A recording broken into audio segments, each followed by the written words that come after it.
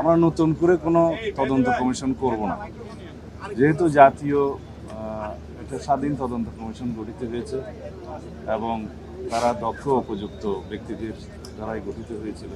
তাদের রিপোর্টে আমি একটা গ্ল্যান্স যা দেখেছি, যেহেতু আজকে কথা বলতে হবে সেই জন্য, তাতে যে সমস্ত সুপারিশমালা এসছে প্রায় 70টি মনে হলো।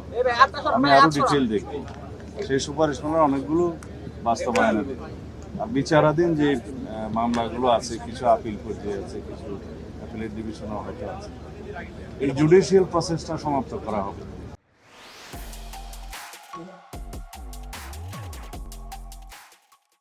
অন্তর্বর্তীকালীন সরকারের সময়ে একটা স্বাধীন জাতীয় তদন্ত কমিশন গঠন করা হয় এবং সেই কমিশনের রিপোর্ট আমাদের সামনে এসেছে।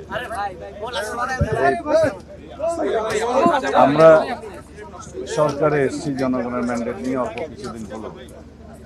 তার আগে ইন্টারিম গভর্নমেন্টের সময় এই রিপোর্ট তারা হাতে পেয়েছে। সেই রিপোর্ট বাস্তবায়নের জন্য তেমন কোনো পদক্ষেপ নেওয়া হয়নি। আমি দুই একদিনে দেখেছি, আমি কয়েকদিন আগে এই রিপোর্টটা পুরো না দেখে কিছু কথা বলেছি, যেগুলো আজকে সংশোধন করতে চাই। আমরা নতুন করে কোনো তদন্ত কমিশন করব না, যেহেতু জাতীয় একটা স্বাধীন তদন্ত কমিশন গঠিত হয়েছে এবং তারা দক্ষ উপযুক্ত ব্যক্তিদের দ্বারাই গঠিত হয়েছিল। তাদের রিপোর্টে আমি একটা গ্ল্যান্স যা দেখেছি, যেহেতু আজকে কথা বলতে হবে সেই জন্য, তাতে যে সমস্ত সুপারিশমালা এসছে প্রায় 70টি মনে হলো। আমি আরও ডিটেল দেখি, সেই সুপারিশমালার অনেকগুলো বাস্তবায়নের আর বিচারাধীন যে মামলাগুলো আছে, কিছু আপিল পর্যায়ে আছে, কিছু অ্যাপিলেট ডিভিশনও হয়তো আছে। এই জুডিশিয়াল প্রসেসটা সমাপ্ত করা হবে আর অন্যান্য যে সমস্ত রিকমেন্ডেশনস আছে এগুলো আমরা ধাপে ধাপে বাস্তবায়ন করবো ইনশাআল্লাহ।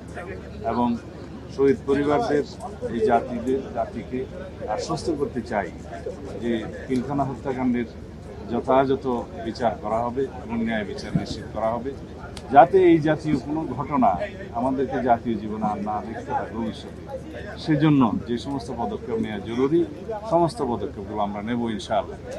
বাংলাদেশের স্বাধীনতা সার্বভৌমত্বের প্রতি হুমকি ছিল এই একটি ঘটনা এবং বাংলাদেশের সেনাবাহিনীকে আন্ডারমাইন করা বা দুর্বল করা এটা একটা লক্ষ্য ছিল।